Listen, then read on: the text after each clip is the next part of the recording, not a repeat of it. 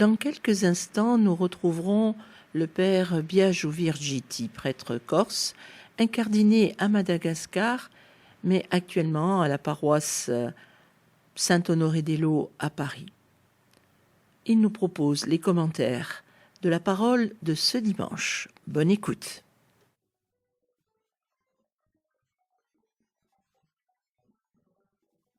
Chers amis de votre radio chrétienne, bienvenue pour cette nouvelle émission où nous allons commenter les lectures du troisième dimanche de l'Avent, dimanche qu'on appelle Gaudete, réjouissez-vous,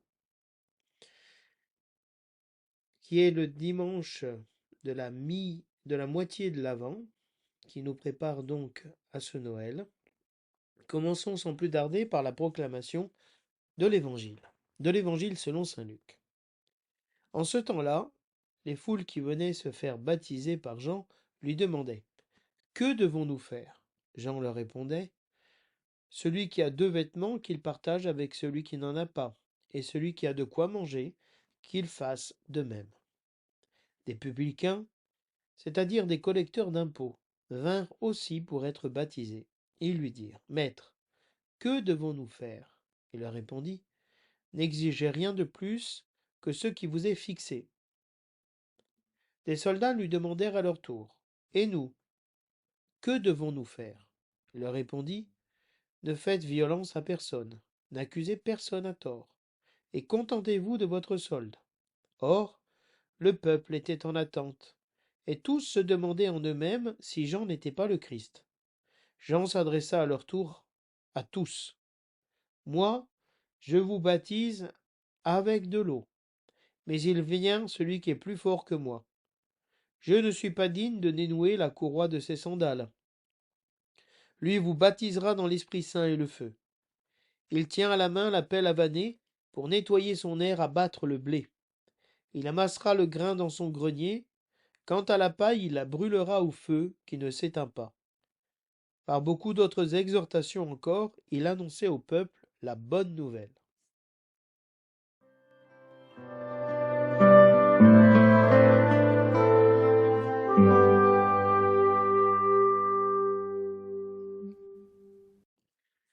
Du prophète Sophonie. Pousse des cris de joie, fille de Sion, éclate en ovation, Israël. Réjouis-toi de tout ton cœur, bondis de joie, fille de Jérusalem. Le Seigneur a levé les sentences qui pesaient sur toi, il a écarté tes ennemis. Le roi d'Israël, le Seigneur est en toi. Tu n'as plus à craindre le malheur. Ce jour-là, on dira à Jérusalem : ne crains pas, Sion, ne laisse pas tes mains défaillir. Le Seigneur ton Dieu est en toi. C'est lui le héros qui apporte le salut. Il aura en toi sa joie et son allégresse. Il te renouvellera par son amour. Il exultera pour toi et se réjouira comme au jour de fête.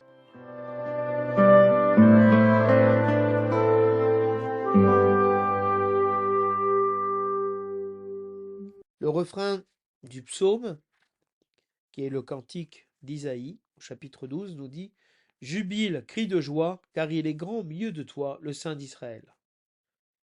Voici le Dieu qui me sauve, j'ai confiance, je n'ai plus de crainte.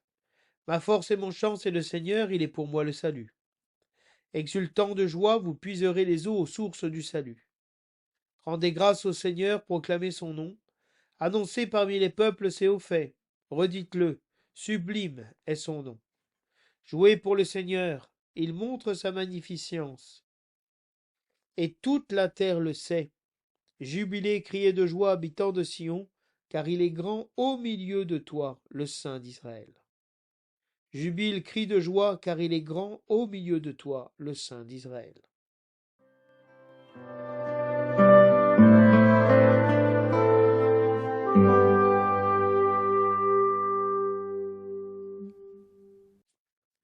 De l'Épître aux Philippiens. Frères, soyez toujours dans la joie du Seigneur.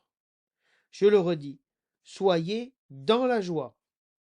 Que votre bienveillance soit connue de tous les hommes. Le Seigneur est proche. Ne soyez inquiets de rien, mais en toutes circonstances, priez et suppliez, tout en rendant grâce, pour faire connaître à Dieu votre demande. Et la paix de Dieu qui dépasse tout ce qu'on peut concevoir, gardera vos cœurs et vos pensées dans le Christ Jésus. Parole du Seigneur.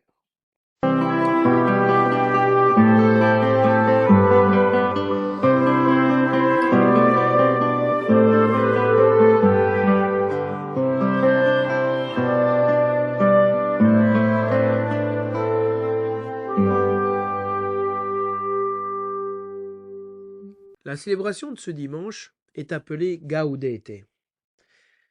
Réjouissez-vous. C'est le dimanche de la joie.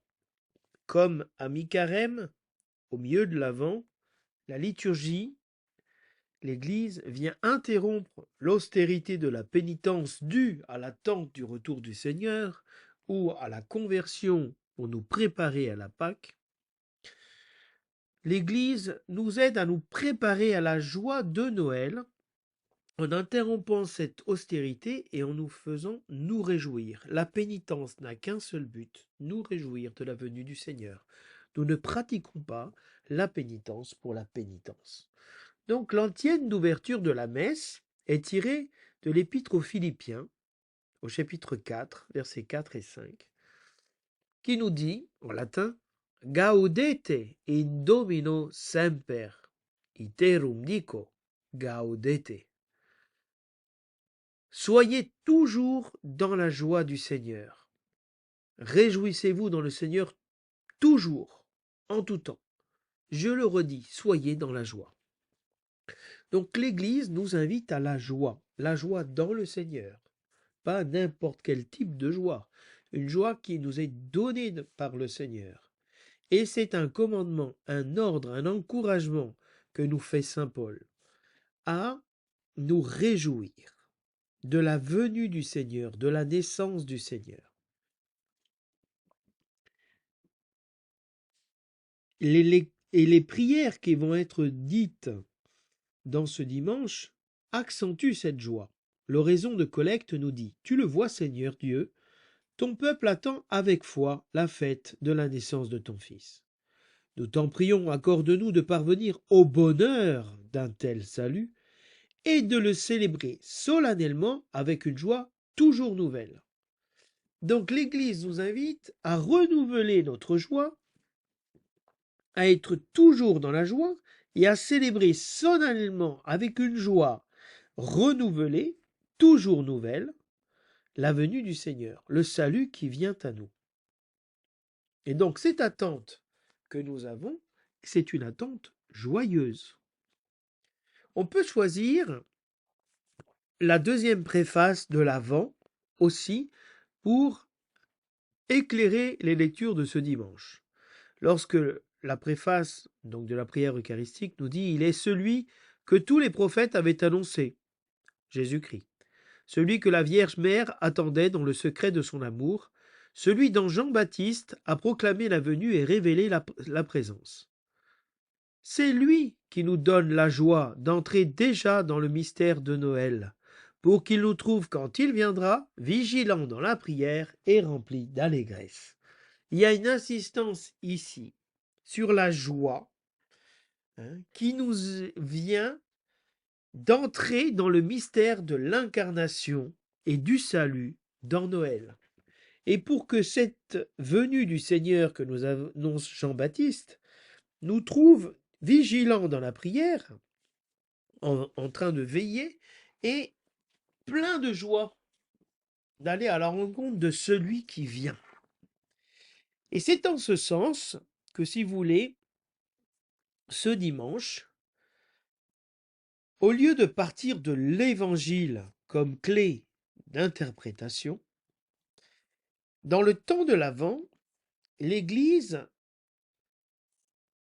donne le ton dans nos liturgies à travers la première lecture. C'est dans le temps de l'Avent, la première lecture qui est souvent tirée du prophète Isaïe ou des prophètes, qui va donner le sens de la célébration de la parole. Parce que si on écoute l'Évangile, on n'entend pas beaucoup le terme joie dans ce dimanche. Par contre, la première lecture nous dit pousse des cris de joie, éclate en ovation, réjouis-toi, bondis de joie.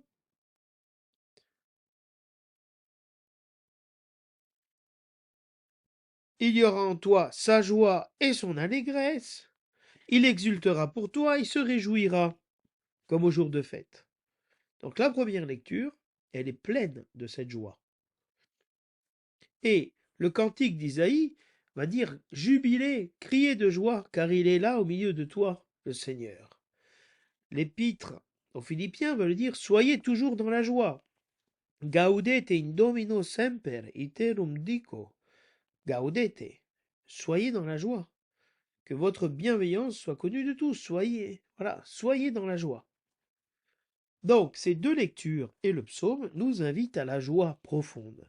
Et c'est cette joie qui va être la clé d'interprétation de l'évangile de ce dimanche. De comprendre en quoi c'est une bonne nouvelle, cet évangile. Et nous allons essayer de le voir après avoir montré le sens de ces lectures. Donc, à la différence des autres dimanches de l'année, ce sont les évangiles qui commandent la lecture de la liturgie de la parole. Ici, en temps de l'Avent, c'est les premières lectures. Donc, la première lecture, elle est tirée du prophète Sophonie, un des derniers prophètes, qui invite tout le peuple à crier de joie, à éclater en ovation, à se réjouir de tout son cœur, de bondir de joie. Et l'image de la joie dans la Bible, c'est la femme. Et plus que la femme, la jeune fille. Pousse des cris de joie, fille de Sion. Réjouis-toi, fille de Jérusalem. La jeune fille, elle danse. Elle est dans la joie. La joie est profondément féminine. Lorsqu'on voit une jeune fille danser, être joyeuse, être rayonnante, ça, c'est une contagion de joie autour d'elle. Et pour l'écriture, la joie, c'est la joie de la jeune fille. Parce que c'est l'image de la nouvelle Ève. Lorsque Adam a vu la femme, il a dit chair de ma chair, os de mes os, quelle merveille! Elle sera appelée femme. Voilà, il a une émotion esthétique, une joie immense, notre ami Adam. Et l'Église est la nouvelle Ève, l'épouse du Seigneur, cette jeune fille. Et donc, l'Église et chacun d'entre nous est invité à se réjouir. Pourquoi? Pourquoi se réjouir? Parce que le Seigneur ne nous punira pas pour nos fautes. Il devait punir son peuple pour son idolâtrie, pour ses péchés à travers les ennemis d'Israël. Et donc il y avait une sentence, une condamnation qui allait tomber sur eux. Et pourquoi il ne va pas faire tomber cette sentence sur Israël? Parce que le roi d'Israël, le Seigneur, est en toi. Tu n'as plus à craindre de malheur. Dieu retient son bras vengeur parce que le Fils de Dieu, le Seigneur, est au milieu de son peuple. Donc la joie, c'est déjà celle de l'Emmanuel, de Dieu avec nous, Dieu au milieu de nous. Le Seigneur est en toi. Tu n'as plus à craindre. Il est en toi, dans la jeune fille, parce que le Seigneur est notre joie et le Seigneur est enfanté en nous. Et donc, si le Seigneur est au milieu de nous, qui sera contre nous? C'est le cri que disait le peuple au milieu de l'Exode, avec ses combats. Il avait l'arche du Seigneur, la présence du Seigneur au milieu de lui, et donc il gagnait tous les combats. Il n'avait rien à craindre de ses ennemis. Et donc, on pourra dire à Jérusalem, ne crains pas, n'aie pas peur, hein, ne, ne, ne te laisse pas vaincre, ne tremble pas, parce que le Seigneur est en toi. Le Seigneur est en Jérusalem et c'est lui qui apporte le salut. Et le salut de Dieu cause immédiatement la joie, l'allégresse. Il renouvelle l'amour. Il nous fait exulter. C'est Dieu qui exultera pour nous. Dieu se réjouira. Non seulement on nous invite à nous réjouir, mais Dieu se réjouira. Et c'est exactement le même mouvement que la semaine dernière.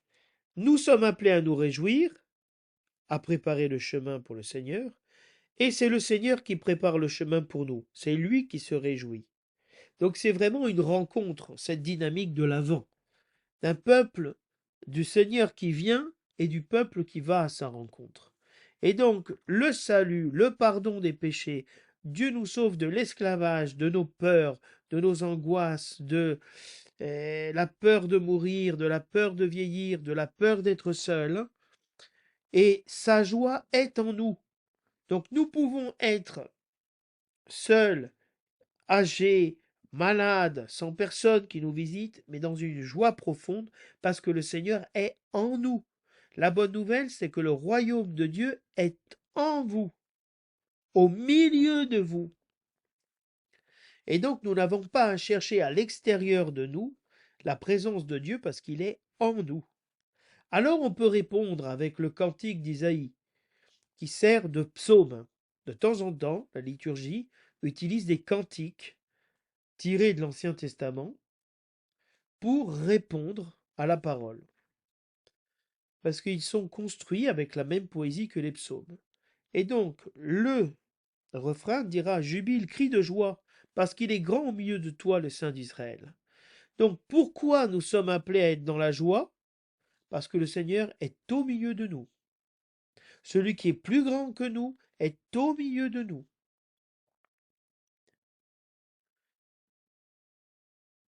Et c'est le Dieu qui me sauve. Voici le Dieu qui me sauve. J'ai confiance, je n'ai plus de crainte. Donc on disait dans la première lecture, n'ayez pas peur, ne craignez pas, le Seigneur vous sauve, son salut arrive. Et on répond, je n'ai plus peur, j'ai confiance, le Seigneur me sauve. Le Seigneur, non seulement il est ma force, celui qui me rend fort, mais il est mon chant. Je chante pour lui. Je suis dans la joie. J'exulte parce qu'il est mon salut. C'est lui qui me sauve de mes péchés, de mes faiblesses. Et donc, nous irons, nous dit le prophète, puiser les eaux pour boire, pour nous laver, pour être purifiés aux sources du salut. Et on ira puiser les eaux avec joie. C'est l'image du baptême. Le baptême est source de joie, source de vie, source de salut. Et donc on va puiser à cette eau, à l'eau de la parole, à l'eau de l'amour de Dieu, avec une joie profonde parce qu'il nous a sauvés. Et donc nous sommes invités à rendre grâce au Seigneur, à proclamer, à dire que son nom est grand devant les nations, à annoncer ce que le Seigneur a fait au milieu de nous. Et donc, quand on dit ce que Dieu a fait dans notre vie, les merveilles qu'il a faites, ça nous met dans la joie. Et ça nous fait oublier toutes les difficultés que nous avons. Alors, le psaume nous invite à jouer pour le Seigneur, à chanter, à mettre tout notre art au service de la joie de Dieu, pour que la terre le connaisse et qu'on puisse jubiler, crier de joie. Pourquoi on va crier de joie et jubiler? Parce que le Seigneur est grand au milieu de nous. Alors, on pourra dire avec saint Paul, le Seigneur est proche. Le Seigneur est tout proche. Pourquoi on doit être dans la joie, nous dit Paul aux Philippiens? Soyez toujours dans la joie, pas un petit peu, pas de temps en temps, toujours. Priez sans cesse, soyez dans la joie. La prière et la joie sont un signe de la vie chrétienne, du chrétien, du baptême. C'est un don de l'Esprit Saint. La paix et la joie sont des dons de l'Esprit. Être dans la joie, être enthousiaste, d'avoir Dieu en nous, hein, nous met dans la joie, dans l'enthousiasme. Et Paul insiste, je vous l'aurais dit, soyez dans la joie. Parce que c'est pas si évident que ça que nous soyons dans la joie. Et c'est une exhortation que nous fait l'Église. Soyez dans la joie, ne vous soyez pas inquiets. Hein. En toutes circonstances, priez le Seigneur, suppliez, rendez grâce à Dieu, remerciez-le. Soyez dans la joie que le Seigneur vous éprouve, qu'il est au milieu de vous, qu'il est proche de vous. Il est proche, le Seigneur. C'est pour ça qu'on peut être dans la joie, parce qu'il s'approche de nous et nous nous approchons de lui à travers notre pratique, à travers notre justice, notre bienveillance les uns envers les autres. Et donc la paix qui vient de Dieu, elle dépasse tout ce qu'on peut concevoir. Et cette paix, elle vient à nous, et elle nous met dans une joie profonde. Alors vous comprenez que l'évangile de ce jour va être compris dans cette ambiance et attente joyeuse. Le refrain de l'Alléluia nous dira, le verset de l'Alléluia, « L'Esprit du Seigneur est sur moi, il m'a envoyé porter la bonne nouvelle aux pauvres. » Bonne nouvelle. Evangelion. Une nouvelle qui rend la joie. En malgache, c'est très beau parce que la bonne nouvelle se dit « Vauvo ma fali ». La nouvelle qui réjouit. La joyeuse nouvelle, c'est-à-dire elle me met dans la joie. C'est une bonne nouvelle parce que elle me fait du bien. Et le bien qu'elle me fait, c'est la joie. Et donc Jean-Baptiste a été envoyé par l'Esprit Saint, comme le prophète Isaïe, pour annoncer la bonne nouvelle. Donc les prophètes sont envoyés pour annoncer la bonne nouvelle. Quelle bonne nouvelle? Que Dieu est avec nous, que Dieu est au milieu de nous, que Dieu s'est fait homme, qu'il vient nous sauver. Alors face à cette annonce, Saint Jean-Baptiste va exhorter les foules. Et il va annoncer la bonne nouvelle. Quelle bonne nouvelle? Quelle exhortation? De partager. De partager nos vêtements. De partager ce que nous avons à manger. De partager les biens. Un des signes de la venue du Seigneur, c'est qu'il nous libère du pouvoir de l'argent. Deuxièmement, les publicains demandent eux aussi ce qu'ils doivent faire. Et le Seigneur leur dit d'être justes, d'arrêter de voler, d'arrêter d'être corrompus. Et aux soldats, qui eux aussi font usage de la force et donc de la violence, et sont tentés eux aussi de taper plus fort que ce qu'on leur demande. Eux aussi, on leur demande de ne faire violence à personne, de n'accuser personne, mais de se contenter de ce qu'on vous demande de faire, et pas plus. Pas d'excès de zèle, surtout dans la répression. Donc, se convertir, c'est préparer la venue du Seigneur au milieu de nous. Et un des signes que cette bonne nouvelle, que ce royaume est arrivé, c'est que nous partageons, c'est que nous cessons de vivre esclaves de l'argent, corrompus en voulant profiter des situations. Ça manifeste que nous sommes libérés de la colère, de la violence, et que nous rentrons seulement dans le service de notre vie avec la force, mais pas la violence, qui est une perversion de la force. Donc tout le peuple était en attente de la manifestation du Seigneur, parce que Jean baptise au-delà du Jourdain pour faire entrer les personnes à travers le baptême dans la terre promise. Donc un renouvellement véritable, un dépouillement de mentalité.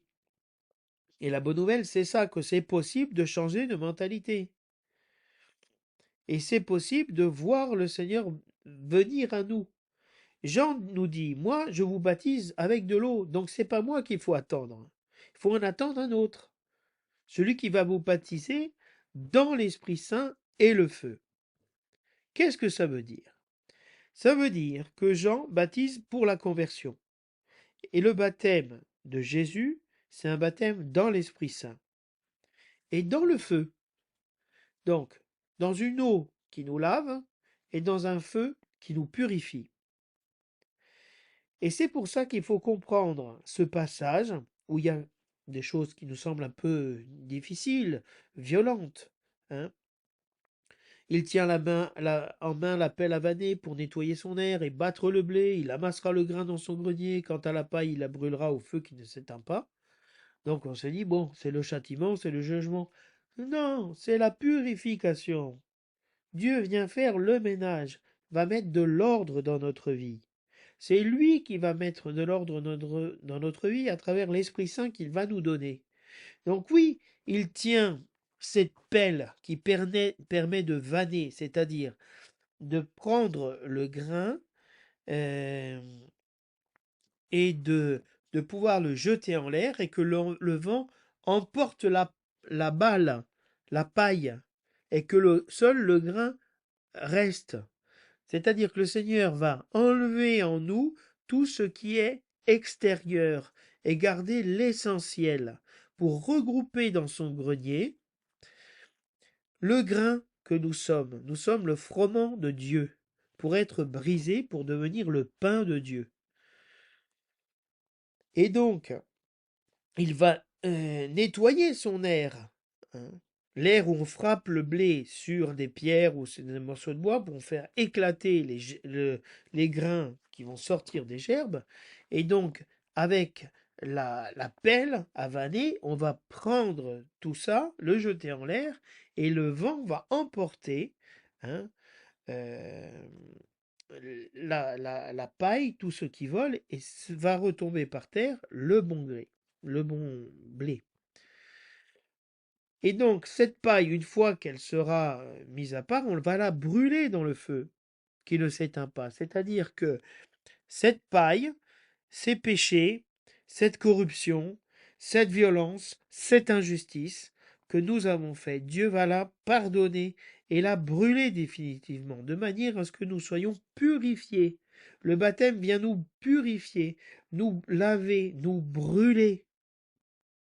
Et donc la bonne nouvelle, c'est que Dieu envoie son Fils pour faire mourir en nous le vieil homme et faire naître en nous l'homme nouveau. Alors oui, nous pouvons être dans la joie, parce que le Seigneur vient nous sauver, vient faire ce que nous ne sommes pas capables de faire nous-mêmes. Donc rentrons dans cette joie profonde et accueillons le Seigneur qui vient. Alors pour nous en Corse, ce dimanche va être extraordinaire. Le Seigneur ne vient pas n'importe quel dimanche voir le petit peuple de Corse. Le jour où l'Église universelle célèbre le dimanche de la joie, où il vient visiter Sion, Jérusalem, le peuple que Dieu s'est choisi, le petit peuple. Dieu vient visiter son peuple. Et pour nous, c'est une grande joie, parce que le Seigneur vient nous donner, à travers la visite du pape, le salut, le signe que Dieu nous aime, que au milieu de cette Méditerranée, de ce monde, cette petite île est au cœur du Seigneur. Et le pape François manifeste son amour pour les petits, hein, pour les pauvres, en venant voir le peuple qui est en Corse, l'Église de Corse. Et donc, espérons que cette joie déborde en nous et demeure en nous et qu'elle soit éternelle. Une action de grâce qu'on puisse répéter à nos enfants, à nos petits-enfants, transmettre et que cette joie que le Seigneur donnera à toute la Corse ce dimanche soit une joie qui inonde l'univers, véritablement. Alors je vous souhaite un bon dimanche avec le Seigneur et la présence du Saint-Père et rentrons dans cette joie véritable et nous nous retrouverons la semaine prochaine. Au revoir.